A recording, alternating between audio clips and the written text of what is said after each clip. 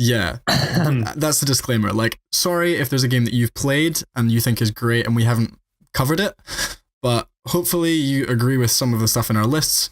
And if you hear of something that you haven't heard of, go play it and enjoy it.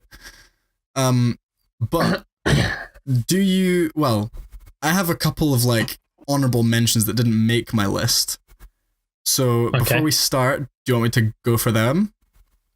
Go for it, because my list is like not enough to have honorable mentions. So if you want to go ahead and do yours. Okay. All right. So the first honorable mention that didn't make the list because this surely did not make the list because I don't know what it is.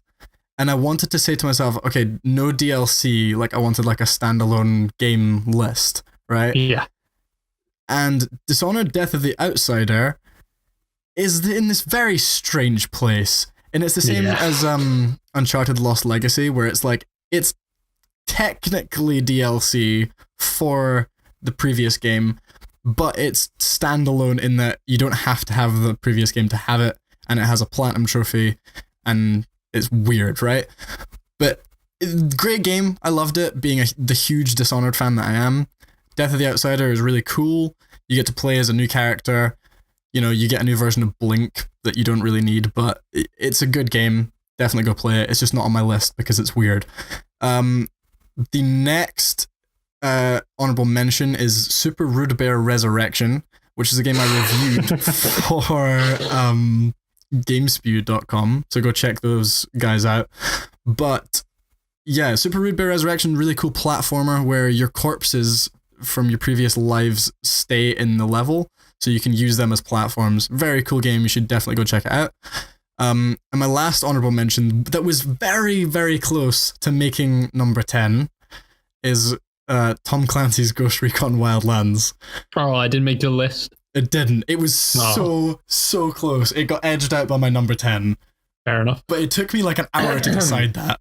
But yeah, good game. It could have definitely made the list. We're playing it at the moment. Yeah, I mean, it's on my list, so we can talk about it more like when we get there. But yeah, definitely some stuff to say about it. It's not high on my list. It's not like near the top. So yeah. But yeah, those are all of my honorable mentions that didn't make the list. Right. So my number 10 is Middle-earth: Shadow of War. Yeah, fair enough. Yeah. So it and Ghost Recon were very, very close to one another. So my first point about Middle-earth: Shadow of War is that it's probably my biggest disappointment of the year, combined with maybe Outlast 2. Absolutely. Because 2014, Shadow of Mordor was my game of the year. It was so good, and I loved that game. They did not have to do very much to that game to make it a great sequel. All right, they had very few issues to deal with, but somehow they managed to screw it up. And I think I don't want to say it's because of rushing, but it maybe feels that way, because basically they just made things bigger. They added a few new features, and the whole thing suffered because of the few changes that they made. Just even things down to like the first game was difficult through challenge and like gameplay, but this one wasn't even challenging. It was just annoying, and it found difficulty in annoying you. And also, I think the main reason that I didn't want to put it on the list and Ghost Recon was really edging at it was because of the sour taste that the second half of the game, which was basically the ending of the game, left in my mouth. Yeah, I mean, technically it was the third act, but the third act felt longer than the rest of the game. Yes. Because I really like the whole defense, attack, fortress thing. Yeah. But then when you have to defend over and over again, that many times in a row as well, it's no fun at all. And yeah, there were just like, I mean, the story, I feel like in Shadow of Mordor, you can laugh at it because you're like, oh, I know this isn't real. Gollum's in this. What are you doing? And like, you know it's not real, but you can kind of take it and be like, okay, I can buy it. The game is cool enough to work. But the story in this just felt like it had zero grounding whatsoever. There's, I think, I want to say it was either videogamer.com or Kotaku. Yeah. excuse me, I think it was Kotaku, did an entire article which you can look up about how Shadow of War takes liberties with the lore. And the article is literally titled like that, like how Shadow of War takes liberties with the lore of this. Yeah, you can look that up, but it really does, like, it feels like it has no actual basis or grounding in the series that it takes its inspiration from. Just even, not even with canon stuff, just even with just characters and stuff, it's just so they were so flat. Honestly, like, it's probably going to be my number 9 because I was as disappointed with it as you were. But just somehow, and I don't even know if the graphics in the cutscenes were that much upgraded from Shadow of Mordor, because I feel like compared to some other games on the market currently, they were really like pasty and kind of like not fully modeled. Yeah. All had the same color palette as well. Yeah, and it just meant that they all came across flat. You know, the voice acting, there was nothing wrong with it, but it's just, obviously besides the general standout performances from Troy Baker and Nolan North, which are always going to be good, there's nothing in terms of like other voice actors. They're all just really flat and boring. Yeah. It just killed the story for me because they didn't try that hard writing it, and then they didn't seem to try that hard actually putting it into effect. Which is why I feel like it was maybe rushed in some way, especially with the whole, like, because I had heard so many rumors about it being in development for a very long time, and then you didn't hear anything until March when I was at yours, and then it got delayed, and then, you know, it was there. But I thought it was a bit strange. But also the Nemesis system as well. Such a cool thing from Shadow of Mordor. But again, somehow they managed to screw it up. Because, like, okay, you would come up against enemies in the last game, and you would work out cool ways to beat them, and they might create really cool moments, right? And they were challenging, sure, but you could really get the design from reading up on your opponent and be like, okay, I need to use this weapon, or I need to exploit this weakness. In this, the Nemesis system, like, produces ridiculousness. It's like enemies with no weakness, enraged by everything, no chance, and cheating death, so they just come back if you kill them anyway. And it's like, that isn't fun. That's just annoyance. You work hard so you can get over something, not so you have to do it over and over again. Yeah, and also, like, I think they programmed it so that everyone has one of these, but you get, like, Blank the Unkillable. For me, it was Hoshgrish the Unkillable, and he was in the first area of the game. But it just felt like kicking a dog. Because every time this poor fucker would come up against me, I would behead him or set him on fire or, like, just feed him to one of my ally orcs. Like, I would not let him live. And every time he would come back. And I got to the point where I just branded him down to level 1 and then just left. Because I was like, I'm sick of it. And it wasn't, like, an interesting way to use the Nemesis system. It wasn't funny. It wasn't clever. Like, if they'd done it once, it's, like, shocking. It's like, oh, wow, they've come back from the dead. But when they do it every time you return to the area, you just get sick of it, and it becomes a waste of a cool system. Yeah. And I think the one time that system surprised me was somebody I killed came back, and he had some dumb orc name, so don't quote me. But it was something the machine.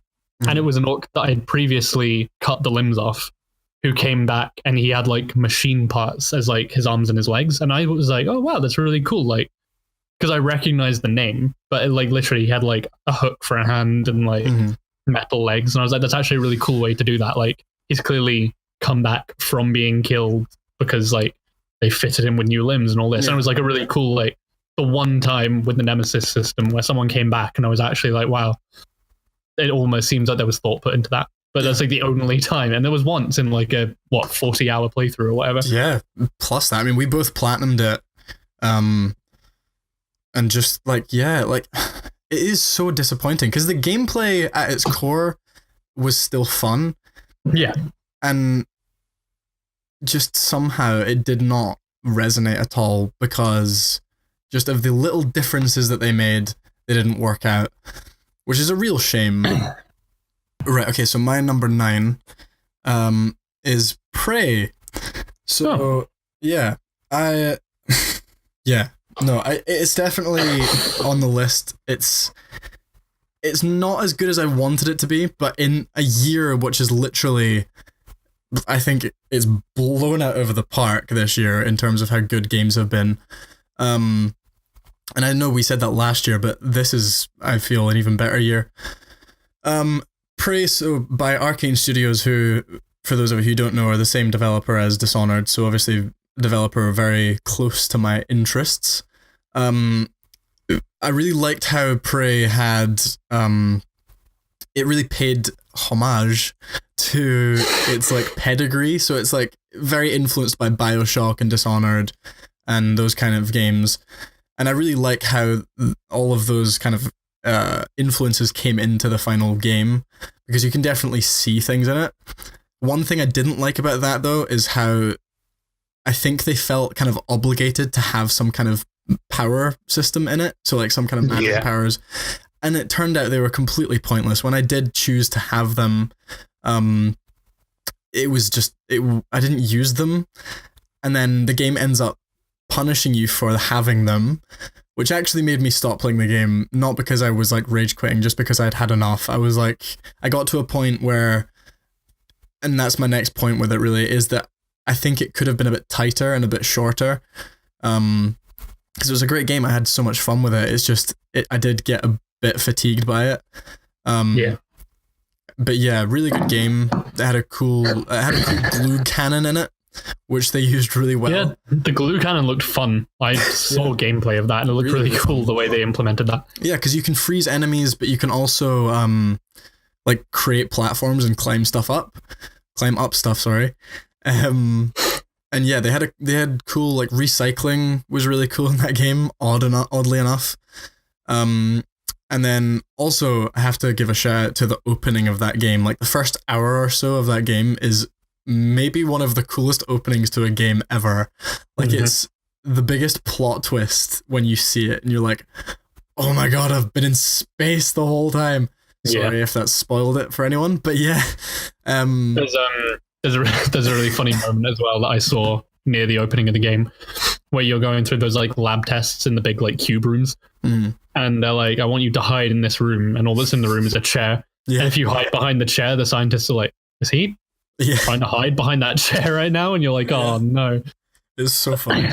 And also like the enemies in that game, so they're called mimics. They can literally take the form of like any object in the game. So they could be like a lamp or a mug on a coffee table, and you might like see something in the corner of your eye move, and you're like, holy shit, is that an enemy? And it had me walking around the house being like, that lamp is looking at me funny. It's like, giving me a shady look.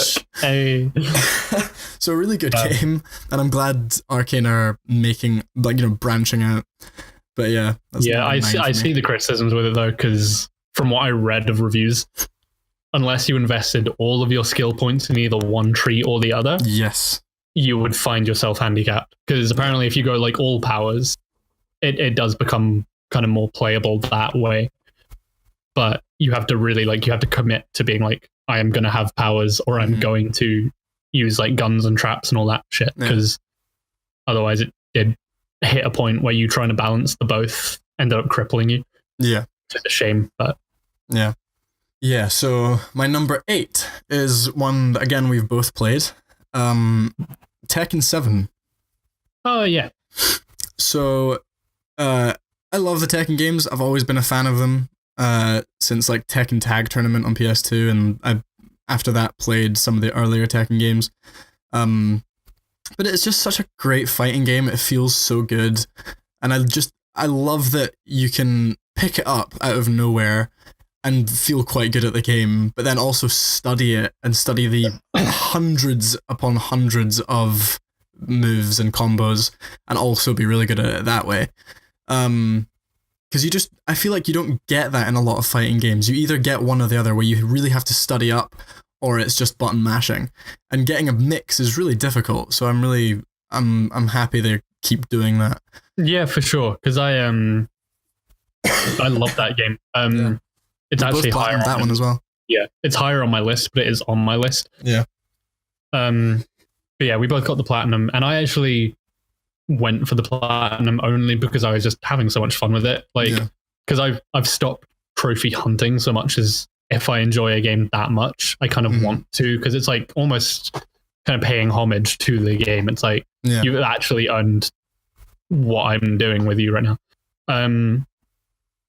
But yeah, like I had a favorite in Lucky Chloe, who I think is a bit of a kind of beginner character anyway, but it's exactly what you say, where I started playing her and it was just like mashing different combinations of square and triangle and then different combinations of circle and X to see like what different punches and kicks she actually had. And I could fully get through a match like that, but then I went into the training mode because I had to anyway for one of the trophies, and I was messing around as her and I was looking through all the different things and I was like learning as I went. I was like, oh, well, this is kind of button mashing, but kind of like in an order. Like it doesn't expect a great deal of you to learn the simple combos, which I love, because obviously, if you want to be like mastering every 10 hit combo every character has, you're going to have to put practice in. But if you want to just get a baseline that will let you kind of perform if you're fighting against somebody else, the game still allows for that. And it's still like, all right, well, here's some 5 or 6 button combos that really kind of, if you string them together in the right order, will let you get through a match. Yeah. I just love it. And, the story mode led to some interesting moments. It kind of didn't have to be in the game, but obviously every Tekken has some kind of story-based kind of thing. Yeah.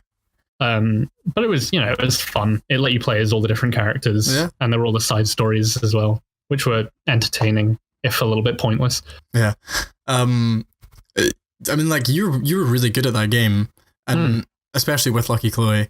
But what I really liked about that is a lot of the time when we play fighting games and stuff, we mix around the characters and we try different ones out. And I really liked that in Tekken 7, each character did feel really, really unique. Each moveset was different. Each, combo is really unique as well. And you could really settle on which ones you liked. Because I've played as Hwarang so much in other Tekken games, I kind of stuck to that. But, there were other really great characters in there. The only problem that I have with it is a lot of the time, I don't want to say it encourages like spamminess or like stun locking, but a lot of it, when you do study up, kind of leans towards it almost. A lot of like stun locking and juggling and I mean, there was one instance, because there's a few online trophies and none of them are really too harsh, to be fair, but there was one, I think, just for like beating somebody in an online match, and it couldn't be like a custom one. It had to just be like ranked matchmaking. But I first try went up against someone who was playing as Law, and he literally has an ankle kick and then a cartwheel kick, and the guy literally was able to spam just one after the other, and it would like the ankle kick stopped me from attacking, and then the cartwheel kick knocked me off my feet, and he would just do the same thing, like ankle kick, cartwheel, over and over and over again, until I was knocked out. And I landed like maybe 4 hits in 2 rounds, and I was fuming. And it's a problem with the online community. And then, it's every online game where you're up against other people. They find ways to exploit it and ruin it for everyone else. But those people would probably just say they're playing the game to win, and you're not taking it in the right way, but whatever. Yeah. I mean, you also probably have to mention, we have talked about it in a previous segment, but the Akuma fight as well. Also I think probably my mini award that I'm going to do right now is the worst trophy of the year, and it goes to that one in Tekken 7 where you have to get, what was it, like 50,000 in practice mode? Complete garbage. And I'm almost annoyed at myself for doing it. Literally all I did to get that trophy, I can't remember what the move is called, just the special moves, the R1 moves. Rage attack or something? Yeah, they do like a set amount of damage, and depending on your health and the opponent's health, they do a different amount. So I just set the opponent's health to being low, and then set my rage meter or whatever to always be on. And I just literally, I watched a podcast and I just mashed R1 constantly until I got the trophy for that because it was just like worthless. Yeah. And it didn't at all ruin the game for me, but it was the last trophy I think I got because it was just a waste of time. Mm-hmm. And yeah, the Akuma fight as well. I get what they were trying to do. And actually, I think they released a Street Fighter game recently where you have to fight like a buffed up version of him. Yeah. I think Heihachi might be in the next Street Fighter because they're really going for that collab thing. But apparently he's a complete dick to fight in that as well. Mm-hmm. But yeah, he was awful to fight in Tekken 7. And I only won it because I looked up a video on how, and I literally copied the video like movement for movement. But yeah. I mean, I moved down the difficulty and I barely managed to do it. So, in no way did that ruin the game for me, but it did kind of, in getting the trophies, it was a little bit of a kick in the nuts kind of thing. Yeah, definitely. But yeah, so that's my number 8. Yeah. Okay, my number 7 is Call of Duty World War II. Woo! Another one that we both played. So, it's my first Call of Duty game in quite a while, actually. I really liked it, actually. I think it might be the COD game that I'm best at, and I don't know why. Yeah, that's fair. But for some reason, I was actually quite good at that game, because usually I'm like kind of the top quarter when I play online of people on the team, and you're always up there at the top. But a lot of the times, I was up there with you, and maybe like nudging up to top position. I mean, there were times when I was like bottom of the leaderboard and you were the top. Like we were doing a reverse bookend. Yeah, our usual bookend is the other way around. I'm always at the bottom and you're at the top. Yeah, it was a really fun return to form for the series because it got very away from them in a kind of Titanfall-esque way where it was just like jump packs and anti-gravity and, you know, floating grenades and a bunch of like really unnecessary stuff to the genre. Which, to be fair, is what made me really good at them, because you're good at the Twitch stuff. Like, yeah, really fast-paced. Like, I love that. Yeah. But I think this game is a very good, like, middle ground, because I think so, it slowed the combat down quite a lot, but it hasn't taken much out at the same time. What I really like is in the pacing, it has slowed it down because it's slower compared to like the double jumps and everything that you've had, but it's got like an almost hardcore mode base mode, and it's like you don't have to pump an entire magazine into someone to kill them. Like it's still fast paced when you actually get to the action, and I really, really like that. And also like it made sniping fun again, and obviously that comes with issues because you get people who only snipe and like quick scope and everything, and that's terrible. But actually using it as a sniping game is really fun, and I'm a fan of that. Yeah, I think honestly they probably took some pointers from Battlefield because the damage system is more similar now. Like as you say, you have to put less bullets into somebody.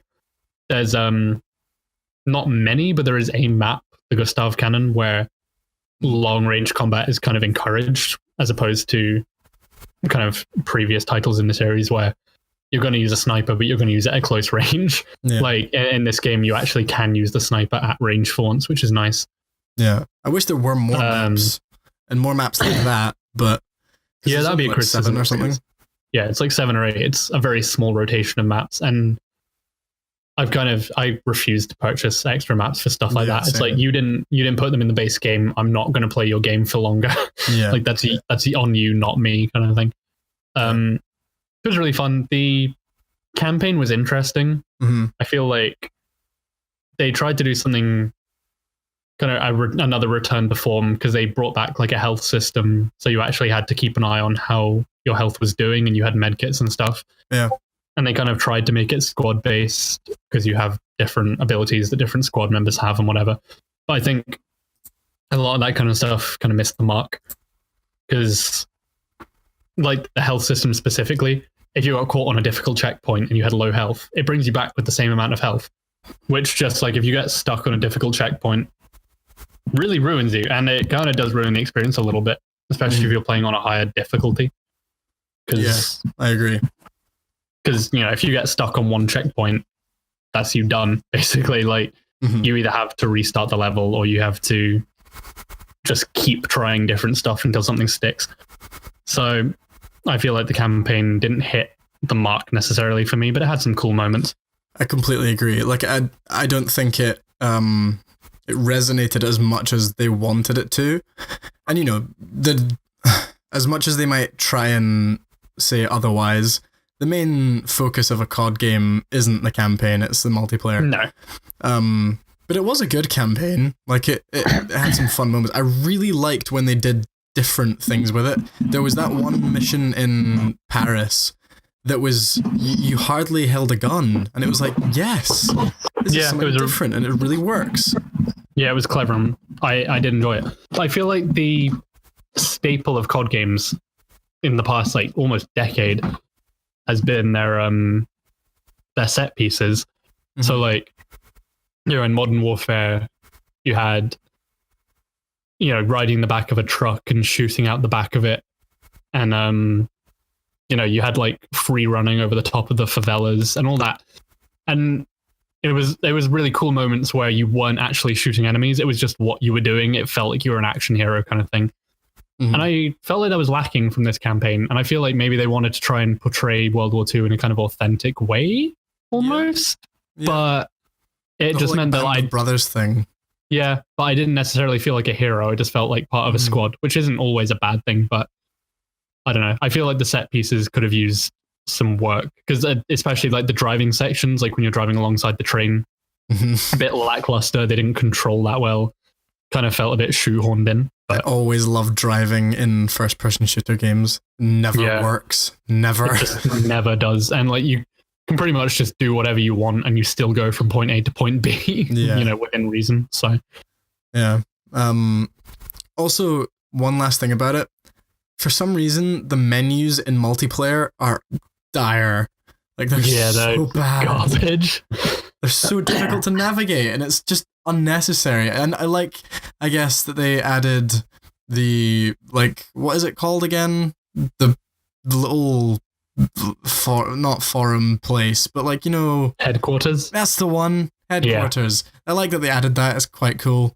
But it makes the menus really difficult to just navigate for anything. I think just a lot of what they put in the online, and not all of it by any means, but a lot of it was, you want to go and buy this to get this kind of thing. Because obviously they had the loot boxes, which you could literally open in front of people. And you even get, I think, an XP bonus for watching somebody open loot boxes. And like lots of the uniforms and special gun skins and stuff you had to unlock. And there was an entire caravan where weapon skins, I don't know if they've been introduced yet, but they had like special weapon or something coming soon. Yeah. And I was just like, yeah, that's definitely going to be like a pay for it kind of situation. It always is. But it just meant that all the menus were really complicated, because you had to navigate past what you were and were not allowed to access based on how much money you paid kind of thing. Yeah. No, but it was a good game. Really enjoy playing it. Yeah, absolutely. And I don't necessarily think we're done with it. We just kind of took a break from it. But yeah. Well, Thomas stole your copy. Yeah, true. He still has it. But yeah, fun game. Yeah. Next up for me is, so my number 6 is Wolfenstein-2: The New Colossus. So I hadn't played a Wolfenstein game before. I'd played I'd played Doom and Quake when I was really young, but the modern ones had escaped me. I never really got into them. And at E3, the trailer for Wolfenstein 2 really turned me on, so I was like, yes, I need to play this. And I was not disappointed. Like, man, what a great game that is. It's just like, it's so over the top and ridiculous, but it works. It just really works. Probably one of the most challenging shooters I've played in a long time. But it never like oversteps the mark. It's a good level of difficulty, except on like 2 occasions where like one is the final boss fight, which was just a bit ridiculous, and I ended up just running past it. And another was just a really stupid area, but overall the difficulty really works. And there were some complaints about the first half of the game, because you play as like a dying person. Yeah. You have like half health only, and that's it. And so people were really bugged about that. but I think it works. It's like, it makes it harder, but it's a good level of difficulty for me. The thing that really stood out to me for that game was how in a game that is so over the top violent and like just blood, gore, loudness, the stealth is actually so good. Like, it's so satisfying to play stealthily in that game, and I never expected that at all. Yeah. You can go about it how you like, and that's really surprising, but it works. The dual wielding was a little bit awkward, like the controls for selecting what weapon was a bit awkward, but again, like, I don't know how else you can really do that. Also, the abilities that you get toward the end of the game were a bit pointless, but yeah, great game, and probably has my favorite Hitler cameo in anything ever. Right, which sounds ridiculous, but basically, yeah, right, a little bit. I'll explain it to you. So you go up to, like, I think it's Venus or something, where the Nazis have put in place like a moon base. And obviously, Hitler's up there. He's an old man Hitler because it's like the 50s or 60s. And he is like really sick. He has some kind of cough. He is like coughing up his lungs. And basically, you're auditioning for a movie. You're in disguise. And he's like being a little diva bitch. And oh, it's so funny. And then at the end of this huge cutscene, he lies down. And I went up to him at the end of the cutscene and I was like, can I fucking kill him right now? Can I just do this? And I do it. I kick him in the head and his head explodes. And I got a trophy for it. And I was like, yes. Perfect. That's exactly the way you should cameo Hitler, is only if you're allowed to kill him at the end. Exactly. But yeah, it was so good. And definitely a recommended game, but only if you're ready to deal with some difficulty, because it is tough. But yeah, I hear enjoyable. Even on kind of the lower difficulties, it's a little bit challenging. Yeah. Very good. Very, very good. I to be fair, had a complaint, because I hadn't played the game, but I had a complaint about the way they framed difficulty. Mm-hmm. Only because I feel like, based in the fact we're in 2017 and people are playing video games more and more, you should not exclude people just because they are not as good at video games. Yeah.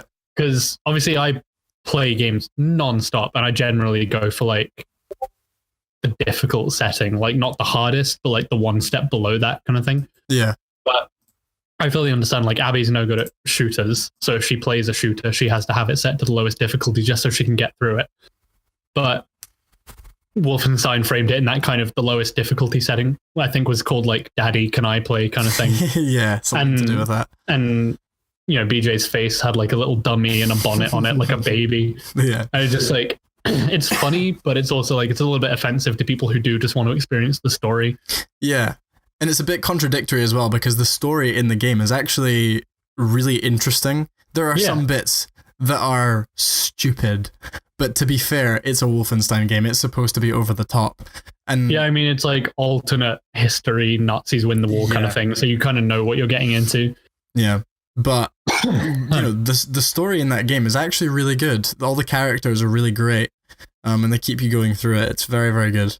Yeah, for sure. But yeah, I have not played it, but I do mean to at some point. It's just about finding the time always. I'll lend you it. It's fine. Yeah. All right. So my number 5, we're getting into serious territory here, right? Ooh. Top 5, and there are 6 games in my top 5. Obviously, that's how that works. But number 5 is one that probably no one will know. Unbox Newbie's Adventure. Oh, that made it onto your list? Yeah, it did, man. I will sing the praises of that game until I am blue in the face, honestly. So coming into this year, no one's going to know this game, so I need to give some context. Coming into this year, 3D platforms were basically just done. Hardly any had come out in such a long time.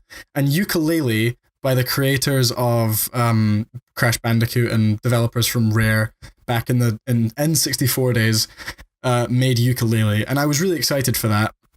Played it, and I was like, you know what? This isn't as good as I wanted it to be. It's actually very bland. And I'm sad to say it, but Olly's right. And this is just a collectathon. Like, there's no heart to this. I'm not enjoying it. And I was like, sad face.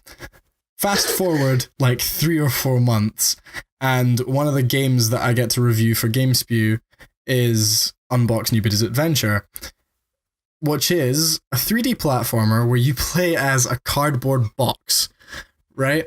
And your main like mechanic is unboxing, and unboxing is basically like a double jump, but you have 6 unboxes. So you can double jump in the air like 6 times. And man, it's one of the most fun games of the year for me. I played through it and reviewed it, and I had such an amazing time. It actually brought 3D platformers, for me anyway, back to a place and went, this is still relevant, and if you just evolve it and create something interesting, it is still as fun. And in a lot of ways, I actually think it does a lot of 3D platformers jobs better than they do it. Like back in the day, a lot, like when I'm playing Super Mario 64 or Ukulele or whatever, you have this problem when you're playing as a character who faces one way, where if you're about to do something, you have to line up the camera and line up the direction that they're facing perfectly, otherwise it'll go wrong.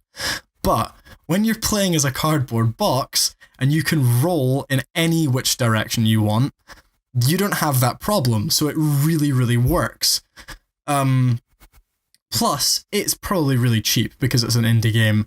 So if you want to have fun and you want to play a game that's carefree, not, well, I guess it's a bit violent, but it's a cardboard box kind of violent, just go and play Unbox Newbie's Adventure, because it is such a good game. So number 4 for me is What Remains of Edith Finch. I absolutely love this game. It actually set the bar for me for this year because I played it quite early on. I think it came out, I want to say February, March time. And I'd played a bit of Horizon and I hadn't really properly sunk my teeth into it. But What Remains of Edith Finch is a superb game. If you want to put it into a genre, I guess it goes into the walking simulator genre. But for me, environmental storytelling. Yeah. It's like, it's one of the ones where I really hate calling it a walking simulator because it actually has very varied gameplay. Like if I had to recommend a walking simulator, in air quotes, to you, I would probably now recommend Edith Finch to you, because basically the concept is you play as a young girl called, do you? I can't remember. You play as someone in this family who goes to your family home, which has been locked up and deserted for years because there's some kind of weird, or so they think, it's some kind of weird curse on it. And basically everyone in the house dies before their time comes. Like they die really young, and every time someone dies in this house, they lock up the rooms as they were.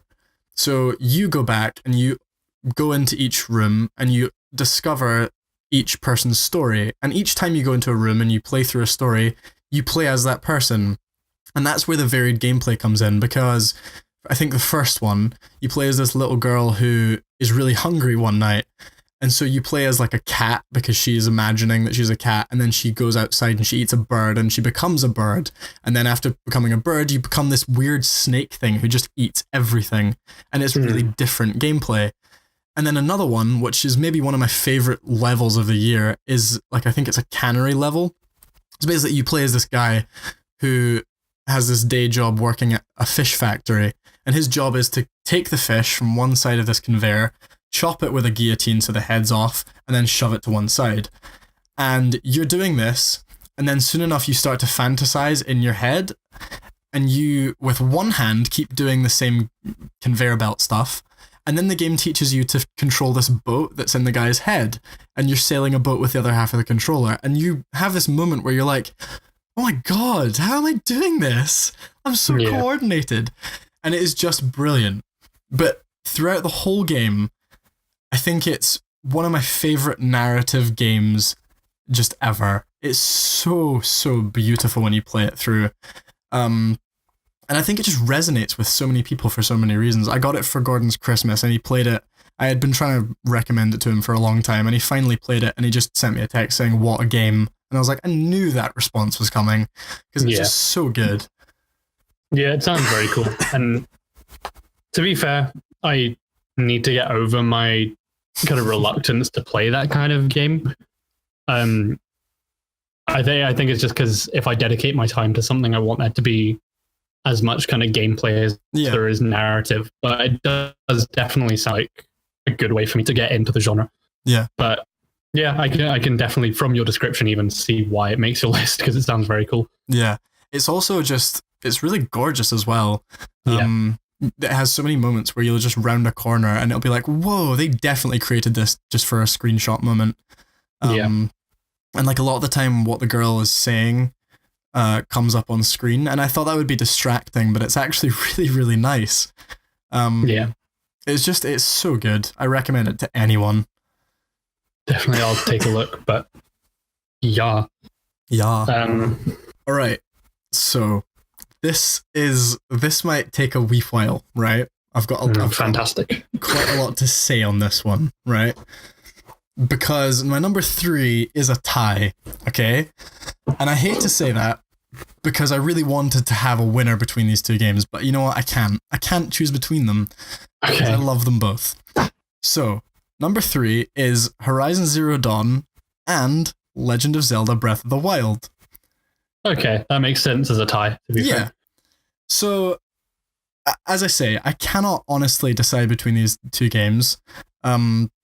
I think both are perfect for their respective console, right? I think Breath of the Wild, perfect like Nintendo game, perfect like first attempt at an open world game. Horizon is just the perfect new IP for PlayStation. And I said it to you at the time when I completed it.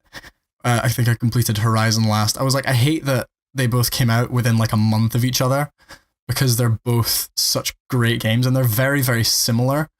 And obviously, like, it's a stupid thing to say because that's just how gaming works. Like, that's how publishers do things. They want to compete. But I just hate that a lot of gamers had to choose between them because they are both such brilliant games. Where it gets interesting for me, right? And that's kind of my main point with why it's a tie, because I think a lot of the people who had to decide between these two games decided on Zelda. And my question is, right, if it was switched round, right, say Horizon was on the Switch and Zelda was on PlayStation, maybe not even as Zelda, as like something else, would people like both games as much as they do? Would they prefer Zelda?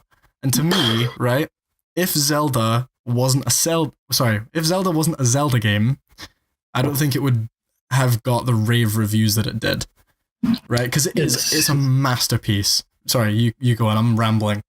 No, definitely. I was just going to agree with you because it is definitely like, I unfortunately haven't played it and it is one of my near misses because I just haven't bought it yet for Abby's Switch. But it's obviously, it looks in almost every aspect to be a perfect game.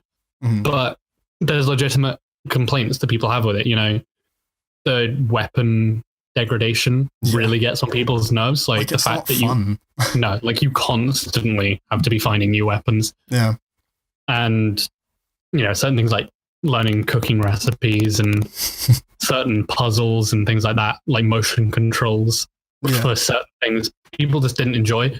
But because it's a Zelda game, I think people were just like, well, it's the best Zelda game that's ever been released. It has to get 10s. And it's like, okay, it is probably the best Zelda, but is it the best game that's ever been released? And the answer is obviously no, it's not.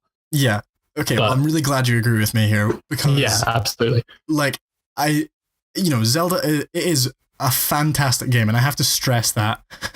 But my whole point is, right, people are saying that it's pushing all these boundaries for open world games, and it's an incredible masterpiece, and it is. It's a fantastic game. But I feel like saying that it pushes boundaries in terms of open world games is kind of wrong, right? Like, it's a bit like if people said Just Cause 3 pushes open world boundaries because it has a grappling hook and a wingsuit, right? It's the same kind of thing in Zelda where they're like, you can climb anything, so that pushes boundaries. It's like, okay, rightly so, in other open world games, I think you should be able to just explore better and climb anything you want. And the paraglider is a great mechanic. It's so fun. But those two individual mechanics do not equal pushing boundaries. And that's just like the way it is. Every open world game does things differently, and that's just the way it is. Like, as I say, I think if it wasn't Zelda, it wouldn't be the big deal that it is. It would be a great game, but it wouldn't have, I think Nintendo score hike is a thing that happens, especially with Zelda, And I think Horizon is every bit as good. It just does things slightly differently. Yeah, absolutely. Specifically with Zelda, there's all this stuff about like things are just placed in the world for you to discover, and it doesn't point you in any one direction. Like you can go and try and fight Ganon as you want if you feel that way. But it's nothing that other open world games have not done before. Even like look at a Skyrim game, the second you escape the opening like 15 minutes of the game, you could just walk off and do your own thing. There's no obligation to follow your guide to the next village. You can just go off and do what you want. And it's the exact same thing with Zelda. Like once you're free of that first little cave, you like climb out of there, and it's implied. It's like, hey, you should go and find this guy, but there's no reason to. Yeah, like you can just go and do your own thing. But it's not a new idea, and you are probably still going to go and find the main guy because you need to know what you're doing. Yeah. So just because you can do a thing doesn't mean you are going to do a thing, and there's nothing new about giving players freedom. Yeah. And Horizon was a fantastic game. It is. It really is. And I stand by what I say. I think each thing, very, very similar game, just for different brands. And I think, Zelda lacks in good quests, but the exploration of the world is really enjoyable. And on the opposite side of that, Horizon has really cool quests, and the exploration is a little bit lacking. Like, it's just so, like, equal, and that's why I really couldn't choose one that I preferred. And I think it really needs to be applauded as well that Guerrilla make first-person shooter games that for a lot of people are like soulless ones and just don't hit the mark. And for them to pivot and make an open world game like that and a new IP, take that risk when Guerrilla Cambridge have just been shut, like it's a huge, huge deal, and that's something to be applauded. And even similarly, again, Zelda, first open world game that Nintendo have made, basically, and it's that good, I just think they're both brilliant games, so that's why they're tied. Yeah, absolutely. That's fair enough. Excuse me. I really was trying to get through it, I know, but it was too much. You're drinking the Tigers or whatever it is, so it's understandable. I finished it now, so hopefully it shouldn't be a problem until the end of the thing, but I'll be right back. All right, I'm ready to go again, sorry. All right. I have more to say about Horizon specifically, but I think you've guessed where this is going, so I'll leave it for now. All right, my number 2, and for you this might give away my number 1, but my number 2 is Super Mario Odyssey. Hey, there it is. Yeah. So this is a bit of a... it's not even a nostalgia trip. I'm not going to apologize for this. One of the first like gaming memories I have is playing Super Mario 64 on the N64. And, I think that at first maybe had an influence on me, and I was like, oh my God, there's so much nostalgia. But objectively, right, it is just a phenomenal game. And everyone who I have talked to about it, who has played it, has had the same response to me. They have always said, I can't stop having fun with this. I can't stop smiling while I'm playing it. This is the most fun I've had with a game in ages. Even when you were talking about it like 20 minutes ago, you had a huge smile on your face.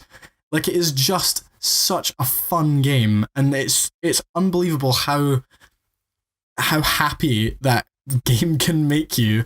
But at the same time, when you play it even more, if you look for it, there is real challenge there. There's depth. There's a real like gamer's kind of approach to things.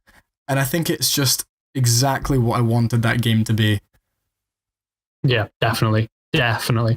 I think Mario, especially as a Nintendo game, has always been genre defining. Like it literally is just a titan of what it does, and it does it so well in every single generation it goes through. Yeah, like literally, Super Mario Bros. Was the first Mario game I played, and that was a 2D side-scrolling platformer like you see in Super Mario Odyssey. Like it's always been that fun, and they just every single time they release another console, they release another game that goes with it that just redefines what it means to be a Mario game, and then what it means to even be like a platformer. Yeah. I adore it. I'm really surprised that there haven't been more 3D Mario games, because I know, there was like, after Super Mario 64, there was Sunshine, and then the Galaxy games, and then this. The Galaxy games they're there, but they're like their own entity almost, because they're so good, but in their own very separate way. Whereas this is more of a spiritual successor to Sunshine and Super Mario 64. And when I first played it, I had like a weird moment where I was like, you get stars or you get moons so easily. Like sometimes you have to do like nothing and you get one. And at first I was like, I don't know if I like that, because it takes away some of the joy and satisfaction from getting one. But then the more I played, the more I was like, no, because that's the thing, like you look for them after that, and that is where the fun comes, because then you really start to appreciate them. And yeah, it's just so good. And it's done in such a clever way as well, because, in Super Mario 64, you would jump into a portrait and you would get given the name of the star. So it'd be like, top of the bomb hill or whatever. And that's, and you would be like, all right, that's where I need to go to get my star. And they kind of do a very similar thing, but almost in reverse, where you find a moon and then it tells you what it's called. And it's really cool, because then it's like, it harkens back to where it gets its inspiration from, but at the same time, it feels really interesting and fresh. And it's more just like, there's one in the desert world where you have to run the like taxi lion guy, the Jaxi, I think they literally call him. You have to run him onto a plinth, and that gets you a moon. Yeah. And it's like Jaxi returns home or something like that. And it's just like such a nice little like, oh, you've given a title to the task I just completed. It's really satisfying. Like there's something about it where you just like, you get a little accolade every single time you do something cool that you almost naturally want to do in the game. Yeah. You see that one empty plinth on top of the pyramid and you think, well, why is this specific one empty? And there's like a little ramp leading up to it, and you're like, there must be a reason for that. Like, let's go and figure out why. And it's really just, it's clever and intuitive, and it makes you want to explore and really kind of experiment with the world and kind of push to the limits of what you can do. Yeah. And mechanically, it's just so tight. Like, I can still go back to Super Mario 64 and play it and go, yeah, this controls beautifully, even though you get the odd fuck up with Mario, like falling off a wall or something, and it's like that's annoying. But in this, it's so tight and it just works. It controls exactly how you feel that it should. And Cappy is brilliant as well. Yeah, and nothing has changed since Super Mario 64 in terms of like the buttons you press. It's just how tight and fluid they made everything. Because somebody who'd played Super Mario 64, you could hand them a Nintendo Switch and go play this Mario game, and they could go, and they would just absolutely know exactly what they were doing. And as you say, Cappy is a really clever addition, but doesn't detract from what a Mario game is. He only adds to it. Yeah. Like some of the levels, naturally, I prefer more than others. New Donk City, I think you've yet to get to it, but when you do, man, it is like, so good. Yeah. Everywhere you read it, it just says like New Donk City is like a triumph basically in level design. Level of the year, 100%. I know I said that about the Carvery thing, but this edges it out. Like, it's just so good. And there are some levels later on that are a bit more linear, I guess, just in their layout. I think there's like the Luncheon Kingdom is a bit more linear, and I'm not such a big fan of that. But I've yet to go back to it now that I've actually beaten the game, and look for more stars. because I know that's when things really start to open up. But yeah, the level design is just unbelievably well done. Yeah, and it's just tiny little like visual clues. Yeah, and you see something out of the corner of your eye when you're running past, and you go, "All right, well, I have to stop and see what that is." Yeah. And you know, one thing leads to another, and you just keep wanting to explore. Like there's almost no drive to even complete the game. It's just about exploring and finding every little detail. Yeah, and like last thing about it. So John, basically my stepdad, came in a couple of times while I was playing it, and he goes, "Why are you playing that kids game? I'm like, what are you doing? Why is this game for like 3-year-olds?" And I was like, okay, you pass this game to a kid and he will be able to play it, but he will not be able to, or she will not be able to put up with the challenges that the game actually gives them. Like it's so well designed in that way that it's you can have the same fun, like giddy type of fun as a 5-year-old as you could as like a 27-year-old playing it. You know, I think that's the brilliance of it. I think the highest praise I can offer it is that it is a Mario game in the way that Breath of the Wild isn't a Zelda game. Yes, exactly what I was thinking earlier when I was making this. Exactly. Honestly, like Mario is such a Mario game, and all they've done is take that perfect formula and even perfect it further than that. Whereas Zelda, they went, all right, our formula's not working anymore. Let's do something different with it. And, you know, Mario didn't just keep the title, it kept everything that makes it special. Whereas Zelda kept the title, kept a lot of kind of the very basic stuff, but then changed so much that it was like not really a Zelda game anymore. Yeah. I think that's why Odyssey kind of edges it out in terms of favoritism. I think so. Because what I was saying earlier, like if Zelda wasn't a Zelda game, it would be good, but it wouldn't be as big a deal. If this wasn't a Mario game, people would still go fucking crazy for it because it's that good. You know? It literally, you know, genre defining. Like that's literally what every Mario game basically has been. Yeah. But yeah, so that's my number 2. So we're there. We're at the finish line. We've done it. Drum roll, please. So my game of the year for 2017 is Hellblade: Senua's Sacrifice. Yeah, man, it's happened again. Second year in a row where an indie, well, I want to call it an indie game, it has just come out of nowhere, and for me, it's really just resonated with me. Hellblade, for those who don't know, is a game where you play as a Celtic warrior named Senua, and she suffers from psychosis. And the whole game is, at its heart, about psychosis. It's about having it and experiencing it. And basically, she has gone to Helheim to try and rescue the soul of her dead lover, right? Very dramatic stuff. But the whole story, in essence, is basically just a metaphor for her mental illness. And it is so well done. They did so much research with scientists, neuroscientists, psychologists, charities, even people who have the illness. And it's unbelievable. It's one of the most unique experiences I've had in a game ever.